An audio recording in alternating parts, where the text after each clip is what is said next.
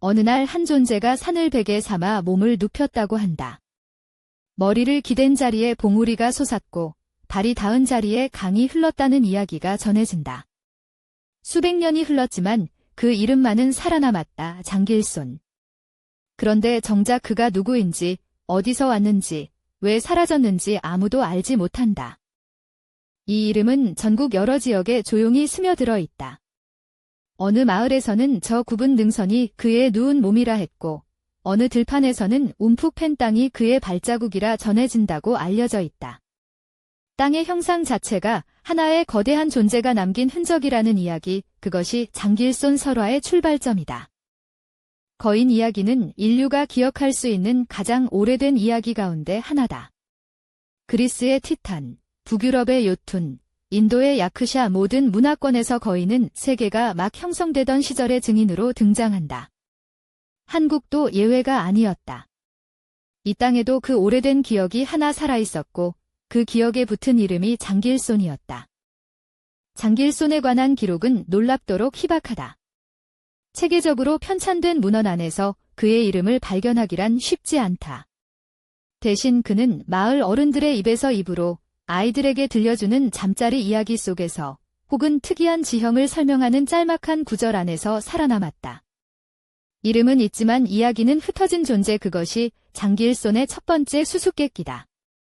그의 이름이 정확히 무엇을 뜻하는지도 아직 명확히 밝혀지지 않았다.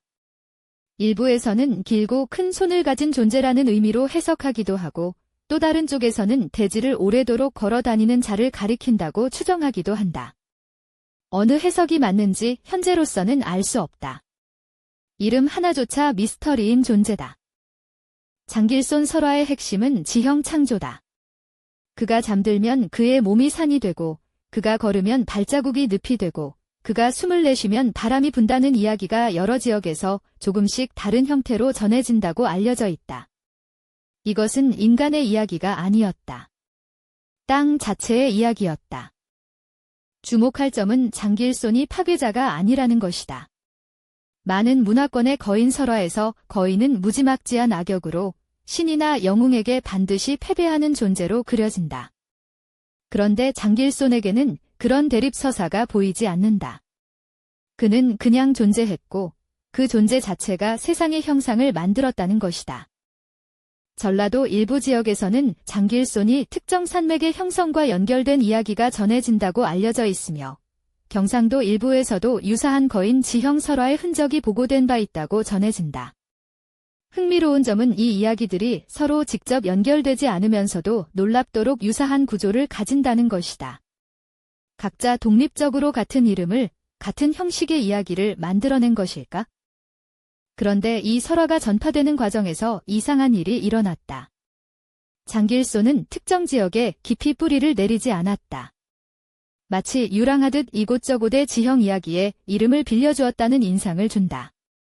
고정된 고향도 명확한 탄생 신화도 없이 필요한 곳에 나타나 지형의 이유가 되어주었다. 이것은 어쩌면 하나의 설화가 아니라 여러 이야기가 하나의 이름 아래 합쳐진 것일 수 있다. 민속학 연구자들이 주목하는 것 중 하나는 이와 유사한 거인 지형 설화의 분포 패턴이다.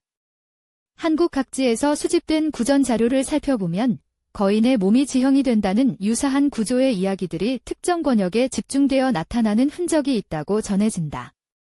이 집중이 우연인지 아니면 어떤 공통된 원형에서 비롯된 것인지는 아직 연구가 진행 중인 것으로 알려져 있다. 또 하나의 단서는 이름이 아니라 이름의 부재에 있다. 중요한 신격이나 신화적 존재는 대개 신화체계 안에 분명한 자리를 차지한다. 단군처럼, 주몽처럼. 그런데 장길손에게는 그런 공식적인 자리가 없다. 신도 아니고 영웅도 아니고 요괴도 아닌 위치기 모호함 자체가 이 존재의 나이를 암시하는 것일 수 있다.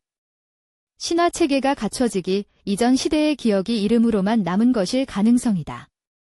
그리고 지형 자체가 하나의 물증으로 제시되곤 한다. 특정 방향에서 바라본 산의 능선이 실제로 사람이 누운 것 같은 형상을 이룬다는 것이다. 이것이 단순한 착시인지 아니면 그 형상을 본 고대인들이 이야기를 만들어낸 것인지는 알 수 없다. 우리가 구름 속에서 얼굴을 찾듯 그들은 산속에서 거인을 찾았다. 그리고 그것에 이름을 붙였다. 첫 번째 가설은 자연 현상에 의인하다. 고대인들이 이해하기 어려운 지형의 변화, 땅이 솟고 강이 생기고 골짜기가 패이는 것을 설명하기 위해 거인이라는 존재를 상상했을 것이라는 해석이다. 이 가설에 따르면 장길소는 처음부터 실존을 전제하지 않았다. 그러나 이것만으로는 왜 하필 같은 이름이 여러 지역에서 동시에 등장하는지를 설명하기 어렵다는 한계가 있다. 두 번째 가설은 이튼 신격이다. 장길손이 원래는 특정 지역의 산신이나 수호 존재였는데 세월이 흐르면서 불교나 유교 같은 공식 종교 체계가 자리를 잡으며 점차 그 신격이 희미해졌다는 것이다. 신에서 전설로, 전설에서 설화로 내려앉으면서 이름만 겨우 살아남았을 가능성이다. 이 가설은 그의 모호한 위치를 잘 설명하지만 신격이었다면 남아있어야 할 죄의나 의례의 흔적이 발견되지 않는다는 점이 약점으로 지적된다. 세 번째 가설은 역사적 기억의 변형이다. 먼 과거에 이 땅을 뒤흔든 어떤 거대한 사건, 대규모 지진이나 갑작스러운 지형 변동 혹은 강렬한 인상을 남긴 어떤 집단의 기억이 수천 년을 거치며 거인 설화로 바뀌었을 가능성이다. 이 가설은 상상력을 자극하지만 현재로서는 이를 뒷받침할 구체적인 물증이 없다는 근본적인 한계를 안고 있다. 네 번째 가설은 법문화적 원형의 한국적 발현이라는 관점이다. 전 세계에 퍼져 있는 거인 창조 신화가 인류 공통의 원시적 경험에서 비롯된 것이고 장길소는 그것이 한반도의 풍토 위에서 독자적으로 싹튼 형태라는 해석이다. 이 관점은 설화의 보편성을 잘 설명하지만 반대로 장길손이 한국만의 고유한 기원을 가졌다는 가능성을 약하게 만든다는 지적도 있다. 어떤 가설도 장길손의 모든 것을 설명하지 못한다. 그는 신화도, 역사도, 단순한 민담도 아닌 자리에 서 있다. 어쩌면 그것이 가장 정직한 답일지도 모른다. 고대인들은 설명이 필요했고 그 설명을 그들이 가진 가장 강력한 도구인 이야기로 만들었다. 그리고 그 이야기는 지금도 이 땅의 이름 속에, 산의 능선 속에 조용히 살아있다. 장길소는 잊혀진 것이 아닐지도 모른다. 단지 우리가 더 이상 그의 언어로 말하지 않게 된 것뿐이다. 우리가 산을 바라보며 그 속에서 형상을 찾는 한, 거인은 어딘가에 남아있다.